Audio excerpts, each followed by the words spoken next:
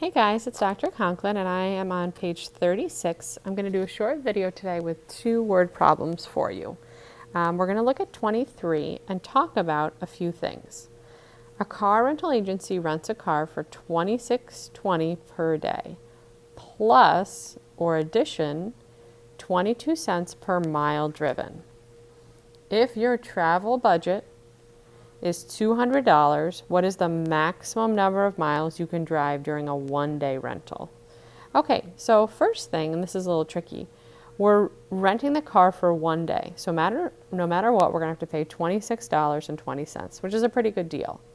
Now, what don't we know? So if I look down here, they ask us, what are the number of miles we can drive? So that means we're going to write a variable. So let me just move this out of the way. So we're going to start with our let statement. Let n equal the number of miles. And we want to use all those numbers that we circled. Okay? So we know we have to pay $26.20 no matter what. Plus, do you guys see how it has this word per mile driven?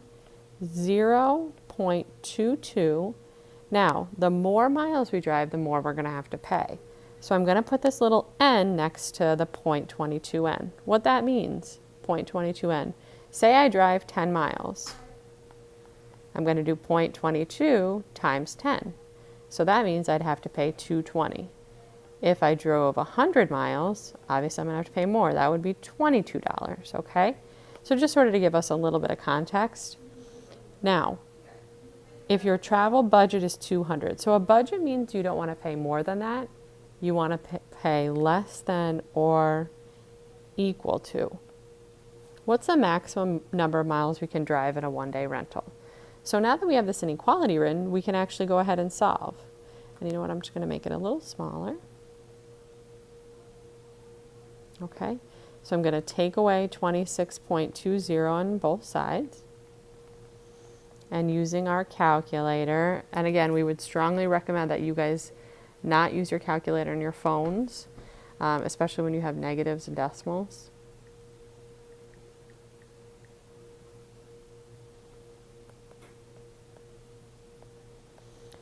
All right, so I'm keeping my less than or equal to sign, and then I'm going to divide both sides here.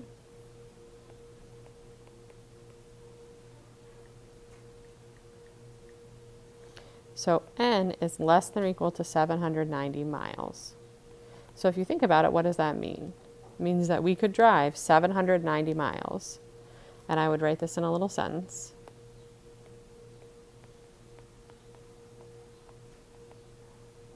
We could drive up to 790 miles. Okay?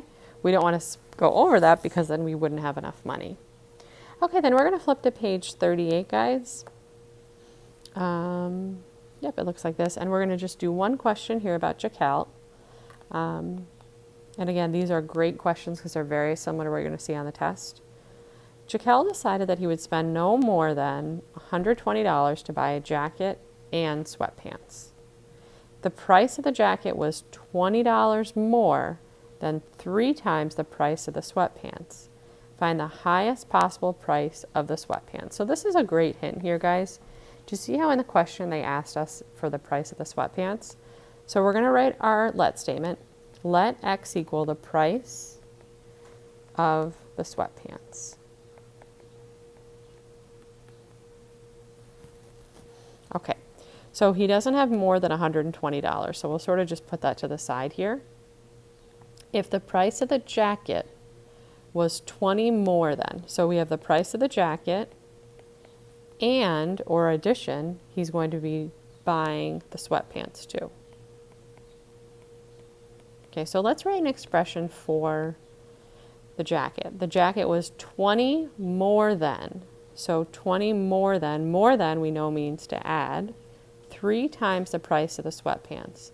So 3, and then our x is the price of the sweatpants. So this expression here represents the price of the jacket. Now, what expression do we have for the sweatpants? Well, we already figured that out. That's just x. We just have to remember to add them together. Okay? Now, he didn't want to spend any more than $120. So this is sort of like what we did last time, less than or equal to. If he goes over 120, then he wouldn't be very, well, he might not have the money for it, right? So let me just simplify this. Okay, so we're going to combine like terms here, 3x and x. So we have 4x plus 20 is less than or equal to 120. We're going to get rid of the 20 on both sides. So 4x is less than or equal to 100. Divide by 4. And x is less than or equal to 25.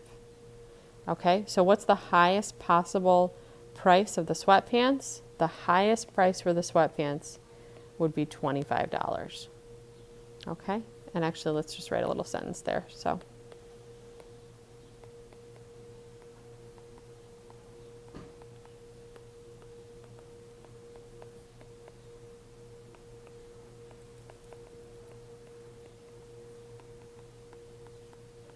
right? If we went over that, then he wouldn't have enough money to buy them. All right, make sure you guys check in on our Google Classroom, and remember, we're always online at 8:30 if you need any help any days. Have a great day, guys. Bye.